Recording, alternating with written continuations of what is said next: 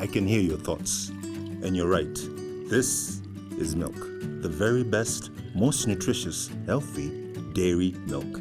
And no, it's not cow's milk. It's Sangare goat milk, a true alternative to other dairy products. Perfect for nourishing and nurturing the little ones. More Sangare, more goodness. Every October, the world marks Breast Cancer Awareness Month. In a world where resilience and hope unite, welcome to an episode dedicated to raising awareness, inspiring action, and celebrating triumphs.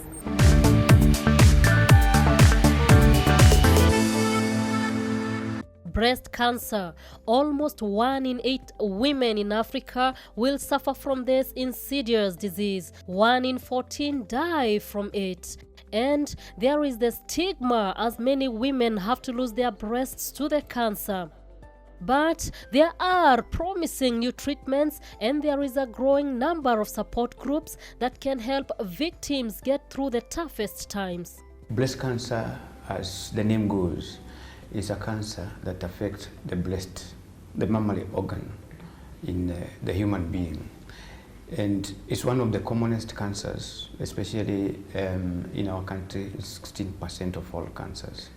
It does affect both women and men, but men just constitute 1% of all breast cancers that are diagnosed. Some of the risk factors for breast cancer, we can classify them. And sometimes it's very important to start with what people need to know, that there are environmental and lifestyle risk factors for breast cancer. For example, when a woman or a girl starts their menses, the situation called menarche, early on in their life, then that's a risk factor. When menopause, that is the stoppage of menstrual periods, come later on in life, that is also a risk factor.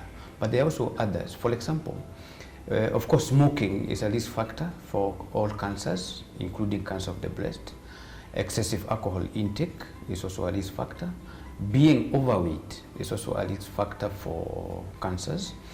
And because it's a hormone kind of related cancer, use of hormonal methods of birth control also increase the risk for breast cancer. But let's come back home, because genetics also play a very big role. If you have a mother who has a cancer, or a sister who has breast cancer, or a daughter who has breast cancer, then because they are your first degree relative, the likelihood of you getting, or that person or that woman getting breast cancer is higher by about 50% compared to the normal population.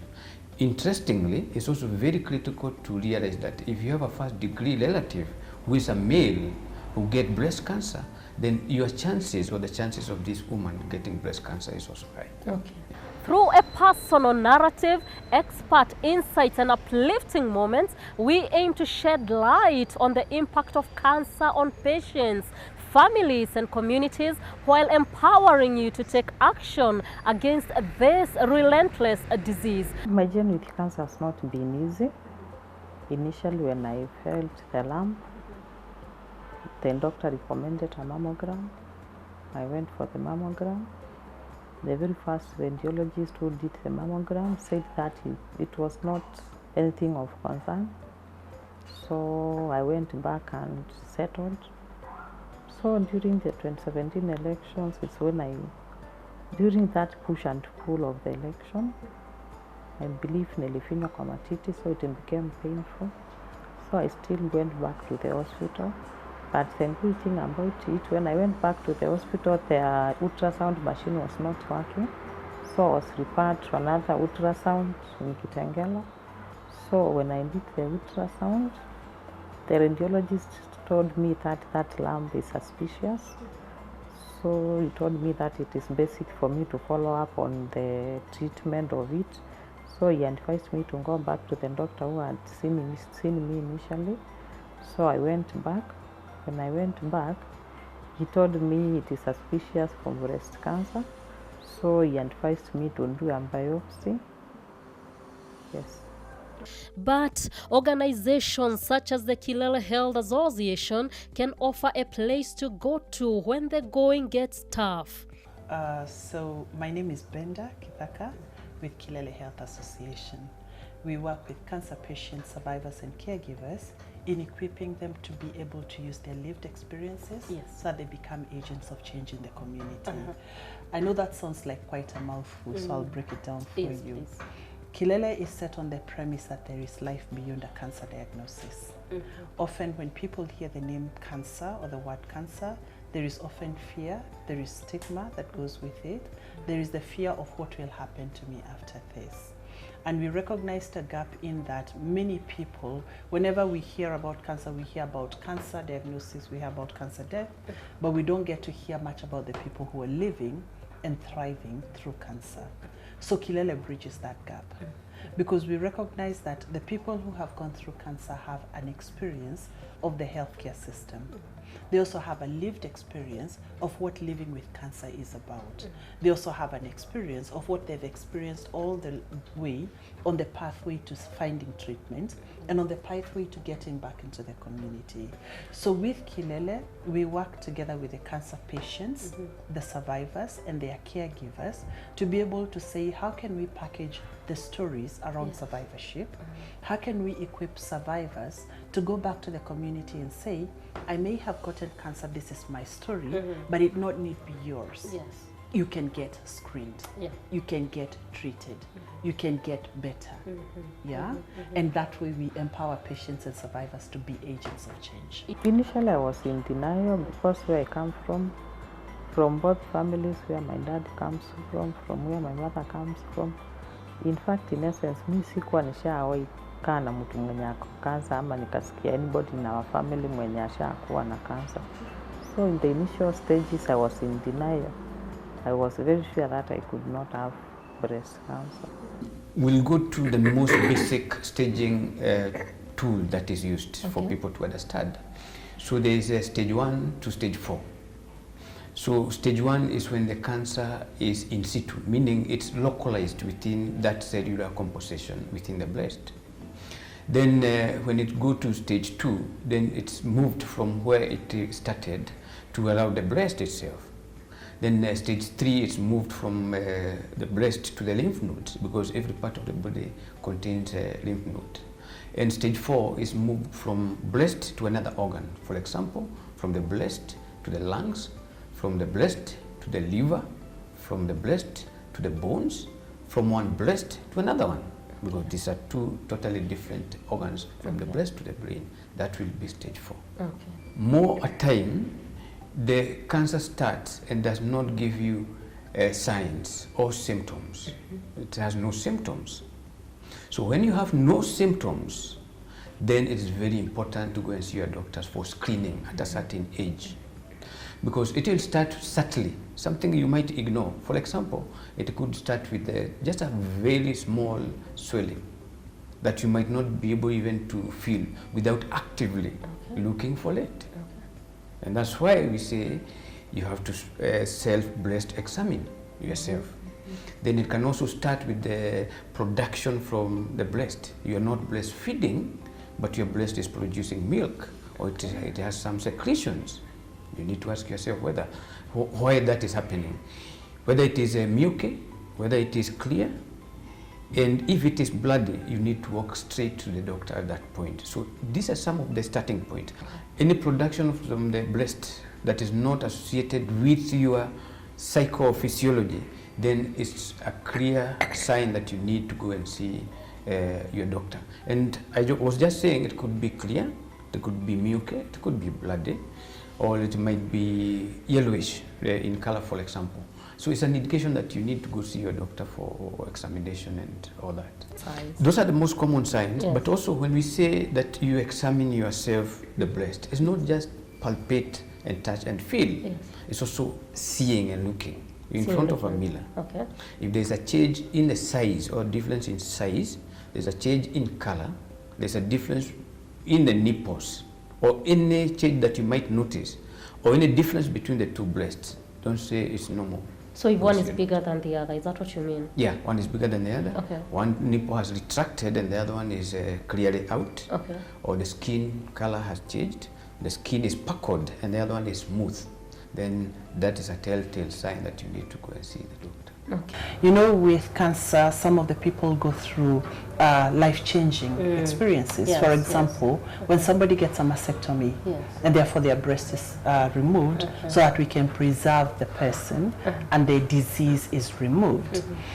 That in itself brings an element of stigma, and that in itself brings an element of even fear of how will they be perceived in the community. What we are doing is changing that life trajectory. For example, some of our survivors who are members of Kilele, they're using that experience to knit their own breast prosthetics. Okay? If I can give you as an example, a breast prosthetic is what then the woman will use to place in the bra to replace what has been removed. Okay? When the woman who is knitting, she's doing it, A, to be able to be meaningfully engaged. B, she's doing it so that she can give dignity and hope to others. Because that breast is restoring dignity and it's restoring hope to a woman who is newly diagnosed. Thirdly, she's also earning an income. As Kilele, we purchase these breast prosthetics and then we donate them to newly diagnosed patients. Just this weekend at the National Cancer Survivors Day commemoration in Thika, some of our survivors were donating breast prosthetics. Okay? So this is one of the ways of ensuring there is a community, giving people hope, giving people dignity, restoring joy in being together. Some of the benefits I've also seen is because we do a lot of hiking. We go up Mount Kenya every year with survivors. Yes. We go up Mount Kenya with survivors and caregivers. What I've seen is reawakening. Somebody has lived all their life in Nairobi, or somebody came to Nairobi to work. They've been diagnosed with cancer. They no longer have a community where they're working, and then they meet other people who are going through cancer. Okay? And they meet other people that they can engage with in cancer. You find that element of community where now they are working and working with other people who have gone through the disease. They're no longer alone. You know?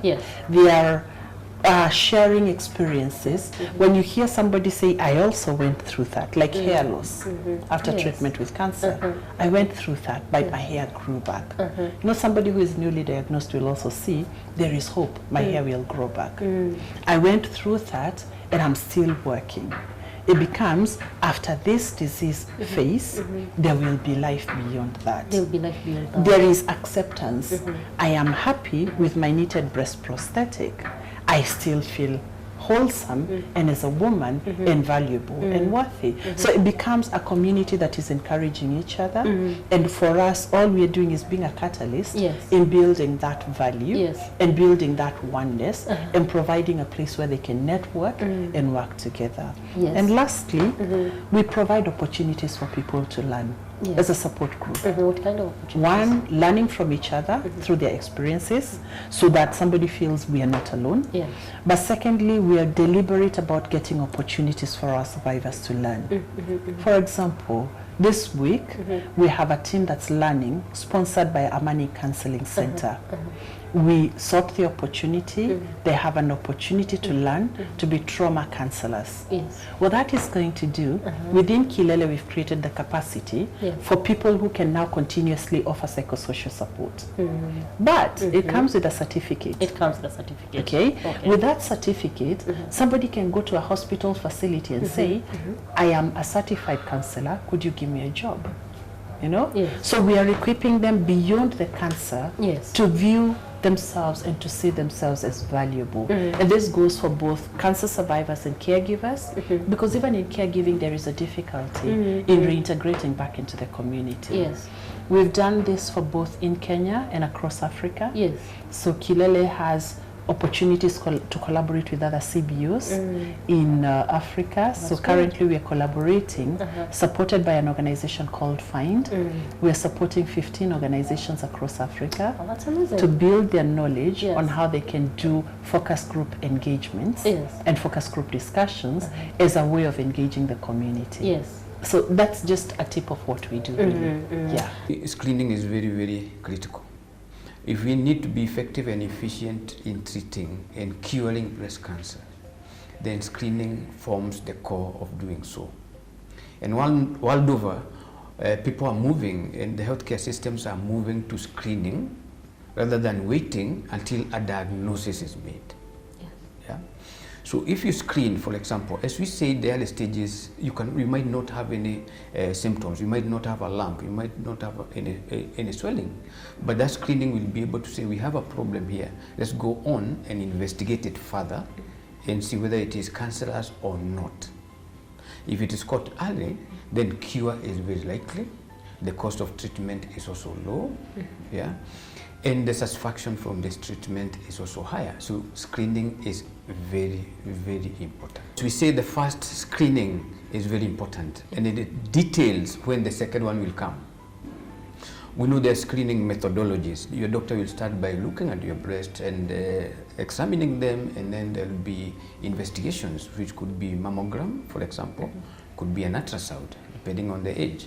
So the findings of the initial mammogram will tell your doctor that we need to repeat next year, in 2 years, or we need to go further and investigate what we have found. So there's no prescription that you do one today, being 24th of October, you do another one next year, 24th of October. It's very subjective based on the initial findings. The treatment itself have got side effects. Maybe they could cause side effects of nausea, vomiting, hair loss, fatigue, that tiredness that never goes away, even with rest and sleep. Diarrhea also, loss of appetite. So these symptoms are managed concurrently with the disease itself. But then you cannot manage that symptom alone. You'll need the clinical team, you'll need the family members of this patient, you'll need social workers, you'll need the community itself to play a role, you'll need the counseling psychologist to come and tell the patient how they are going on with their treatment and what are the expectations. You need people who are well averse with survivorship post-cancer treatment, especially when it comes to rehabilitation back to society, socially, spiritually, physically, but also something that we tend to forget about the sexuality component, the reproduction component of this person who is suffering from this treatment of cancer. People say once you touch cancer, it is spread, Yes. especially in the breast. But there's a very costly misconception, because it depends on what is the intention and what are the findings by your doctors. Your doctors will tell you, yes, we can do surgery, but they'll tell you surgery is geared toward cure, or it's geared toward palliation of your symptoms. Yeah. So that misconception need to go away. Yeah. Then there are some other misconceptions that breast cancer does come to people because of the sins that were done and sins that were not done, and because of so many things that are supposed to happen socio-culturally, which is not the reality on the ground. But remember, what people conceive and what they do believe is very important for them to bring it to the table with their clinician and their treating team, and then they're able to go through it and see, can we deal with this, or do we need another step to undertake? So ladies will stay with their breast cancer, thinking that it's because of something that really happened. And of course, there are other issues in the society about relationships. We have had husbands run away from their wives because they have been diagnosed with breast cancer, and they believe it is a bad omen, and this woman is no longer a woman to be my wife. So the best is to go away and run away and leave her alone. Those kind of beliefs, the way society have been behaving, is something that scientifically we know is not true. And actually that is the time that that person needs that lady more. The question I ask is, the 1% of men who get breast cancer, should the woman also run away? Exactly. Yeah. In cancer, we are saying today that genes and mutations are the pistol. And the pistol is loaded. It's lifestyle that is the trigger. So what we can prevent, we need to prevent. And lifestyle issues are many. We've talked about smoking, we've talked about excessive alcohol intake, but we also need to talk about overweight. high body mass index. We need to reduce that because it's also a critical risk factor for developing cancer, any cancer including breast cancer. Then the others, of course, are the feeding, the way we eat. We're not eating natural vegetables and fruits and all that. Think of the fat we use, polysaturated fats and whatever they contain. Think of fries, for example, they're called chips. They are risk factors because the way they are prepared using this fat many times, the number of carbons increase as the fat get used more and more times. That should be avoided as prevention. And then, of course, we know the fact that some ladies will go for what we call hormonal replacement therapy at a certain point because they feel that menopause is coming and it's got so many effects, hot flashes and fatigue, lack of sleep. But that increased amount of hormones to just make sure you have hormonal replacement therapy is also one way, a risk factor. So avoiding the risk factors and combining these with screening, then that will make us reduce the incidence and the prevalence of breast cancer in our society.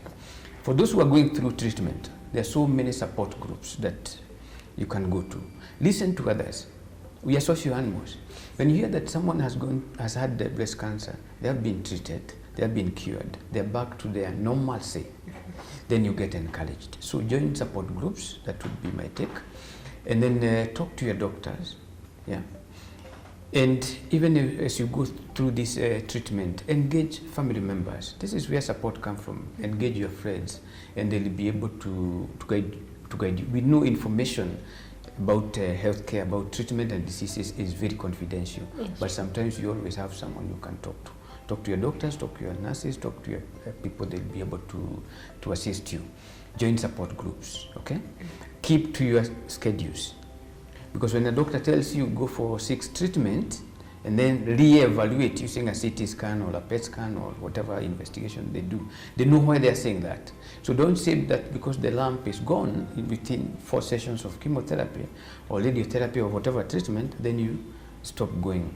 The 6, the 8, the 10 were guided by science that your doctor looked at and know about, okay? For those who are post-treatment, survivorship is key. And survivorship details the fact that your doctor will tell you, will come and see you every once in 6 months, first 1 year, then once per year. Please keep to those ones, okay?